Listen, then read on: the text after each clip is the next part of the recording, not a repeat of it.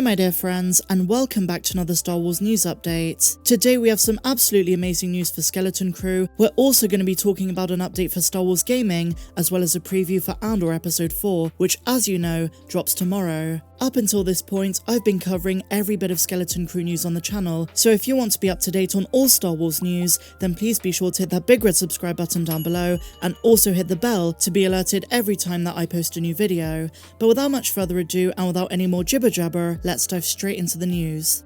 As you guys are probably aware, Skeleton Crew has been filming since the end of June, and production is going really well. For a show that's in production in the Mandoverse, there have been very few leaks, and a surprisingly small amount of unofficial images have made their way online, and the same could be said for Ahsoka. But now Bespin Bulletin exclusively revealed that a few weeks ago, they witnessed a stunt scene taking place for the series at California State University. The scene they witnessed briefly play out involves Ravi Cabot-Conya's character, one of the four Force-sensitive kids, and he seems to be riding a speeder bike before being flung off. They say the scene was rehearsed and played out a number of times throughout the day, and they spotted it on multiple occasions, and luckily for us, they caught it on camera, but unfortunately they have no details on the scene, its context, what's happening, or anything like that. And they make it very clear that they don't know what causes Ravi's character to get thrown off. But nonetheless, it's so exciting to get our first piece of footage for this show. The reason they know it's Ravi Cabot-Conya's is due to the clothing he's wearing. It's the same outfit he wears in the only official image of Skeleton Crew, the one released at D23 Expo. As I've mentioned in the past, very little is known about the series, but as production is going to wrap in a couple of months, more leaks are sure to emerge in the coming weeks and months. Let's wait and see. And so now, my dear Mandalorians, it's time to talk about Star Wars gaming, because according to InsiderGaming.com, Disney wants a new Star Wars game every 6 months. That's going to be the new model following the end of EA's exclusivity. They say sources have suggested that the entertainment giant Disney wants a new Star Wars game released every 6 months. Insider Gaming say they've heard that Disney are demanding one major title from Lucasfilm and one smaller game per fiscal year, a demand they claim Lucasfilm president Kathleen Kennedy agreed to. So far, 8 Star Wars titles have been announced to be in development, most of which don't have a release date. These are the following: Amy Hennig's game with Skydance Media, Respawn's untitled first-person shooter game, Ubisoft Massive's open-world game, Star Wars Eclipse by Quantic Dream, Knights of the Old Republic remake by Saber Interactive, Jedi Survivor the Fallen Order sequel by Respawn Entertainment, Star Wars Hunters, and the untitled strategy game by Respawn. These are so far the only Star Wars titles announced, with some sources suggesting there are several others in pre-development. Some of the already 8 announced titles are believed to be some time away, so we're just gonna have to wait to see how Disney's demand plays out. Now, Insider Gaming also say there is substance to the rumours of a Mandalorian game. They say they've heard rumblings behind the scenes, but they say apart from these rumblings, it's mainly just been conjecture from fans of the series due to how successful it's been. I for one would love a Mando game, and as I spoke about recently, Giancarlo Esposito kind of teased he's also heard things behind the scenes. Let's see if it comes to fruition. But the big takeaway from this is that over the next 4 or 5 years, we're going to see a lot more in terms of Star Wars gaming. Really awesome news indeed.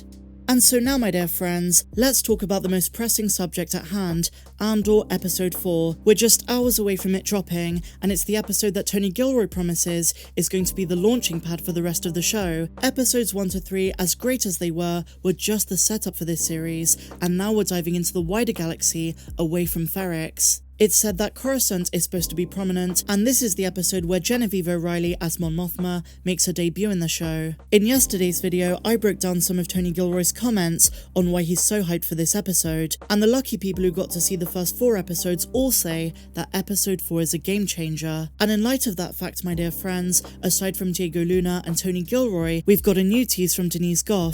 Her character is also going to be introduced in this next episode. Andor star Denise Gogh recently revealed details regarding her new Star Wars villain ahead of her Andor Episode 4 debut.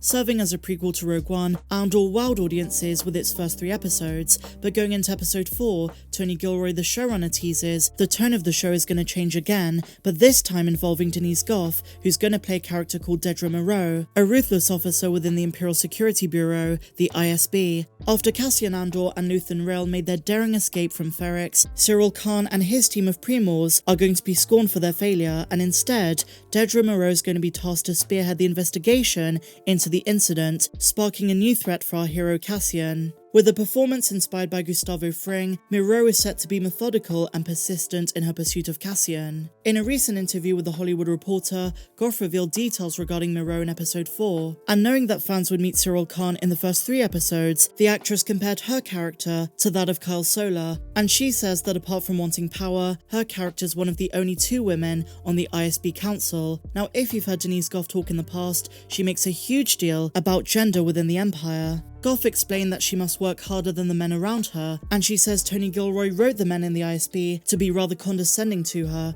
and she says the men of the ISB feel as though she is not deserving of their position. And she also admits the show does not explore her origins, and let's be real here, after Tony Gilroy came out and said a lot of characters die in this season, I could definitely see her being one of them. However, Gogh also believes that such a hard life is going to lead to Moreau being power hungry. In her own words, she says, "So when I spoke to Tony about what Dedra has come from, she didn't come from much, she's an outsider, and she's looking for a way to be important, and to be considered important, and just like Cyril, she wants to find control, and to be able to be in a position of power so that she can feel in control, and in this industry that she's in, she looks around and sees a lot of men of privilege being able to kind of just wing it, and it's not in Dedra's nature to wing it, so she obviously has to work twice as hard as anyone else there." And she adds, maybe because of the fact that she's a woman, but her motivations are very similar to what Carl said about Cyril. She wants control, and control is a form of safety. Now, I've seen a lot of fans pretty unhappy with the way Denise has spoken about her character,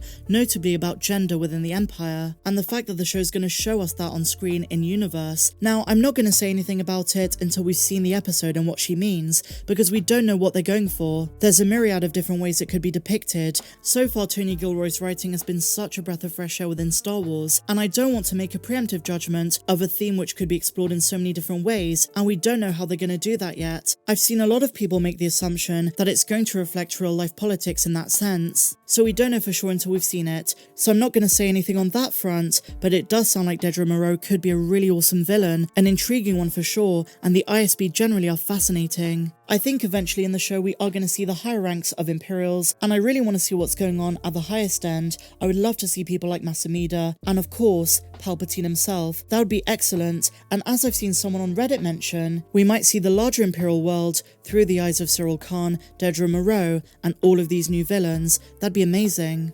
And just before I go guys, we have these excellent new posters, character posters, for Adra Arjona's character Bix Kalin, Cyril Khan, and Marva Andor. I'm super excited for tomorrow guys. As always, I will be doing my full episode breakdown and also give you my honest thoughts, my review.